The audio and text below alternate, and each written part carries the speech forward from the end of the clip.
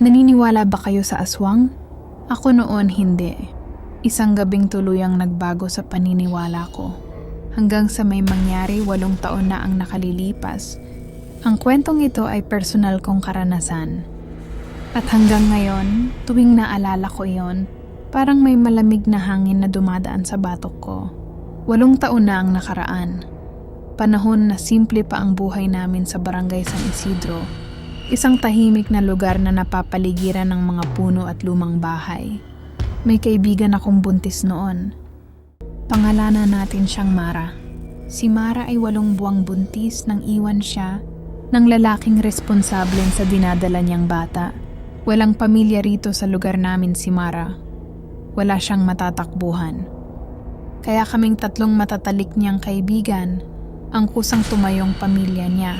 Pinaghatian namin ang gastos. Pinaghatian namin ang pag-aalaga. Sa kabila ng lahat, naging maayos ang pagbubuntis niya. Malakas ang tibok ng puso ng bata.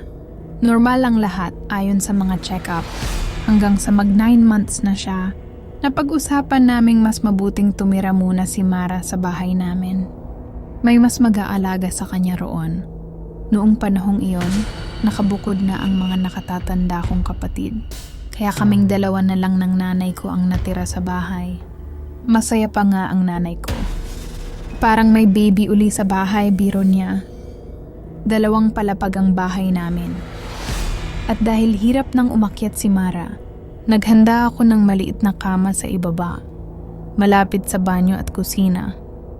Minsan doon na rin ako natutulog sa tabi niya para may tutulong sa kanya kapag kailangang bumangon sa gitna ng gabi.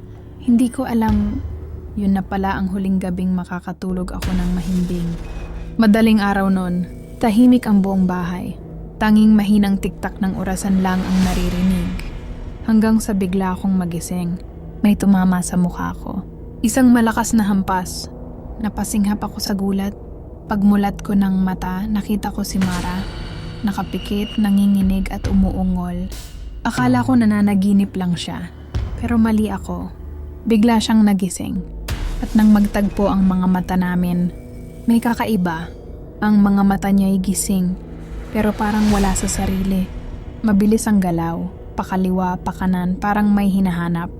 Mara? Mahina kong tawag. Okay ka lang ba? Hindi siya sumagot. Tatayo sana ako para kumuha ng tubig, pero bigla niyang hinawakan ng kamay ko. Mahigpit. Doon ako kinabahan.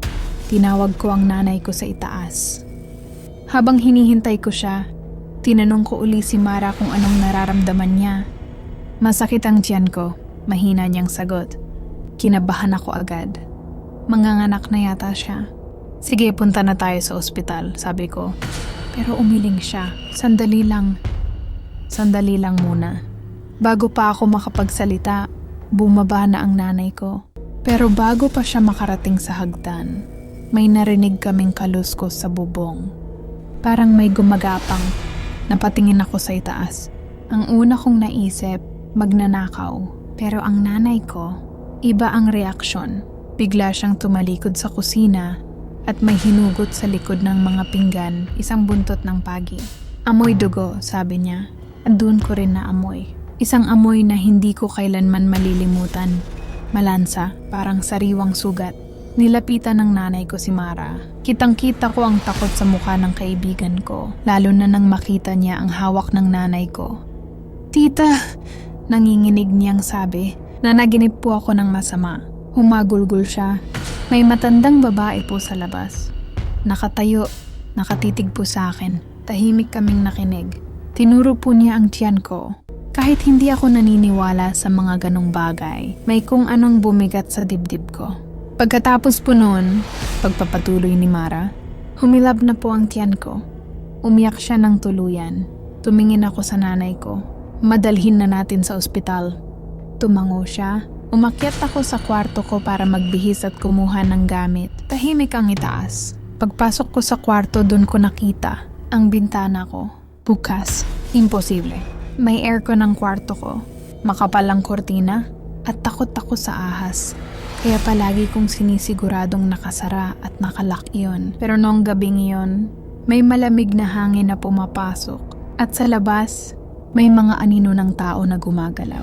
Parang may nakatayo. At dun ko naramdaman, may ibang tao ang nagmamasid sa amin. Hindi ko na tinignan pa. Kinuha ko ang bag, kinuha ang damit, at bumaba agad. Hindi ko na sinabi sa kanila ang nakita ko. Dinala namin si Mara sa ospital. Ligtas ang bata. Pero simula noon, hindi na bumalik si Mara sa bahay namin. At ako, simula noon, hindi na ako natutulog ng bukas ang kortina. At tuwing may naaamoy akong malansa at amoy dugo sa hangin, naalala ko ang gabing yon. Naniniwala ba kayo sa aswang? Ako noon hindi. Ngayon, hindi ko na kailangang maniwala dahil minsan ko na silang naramdaman.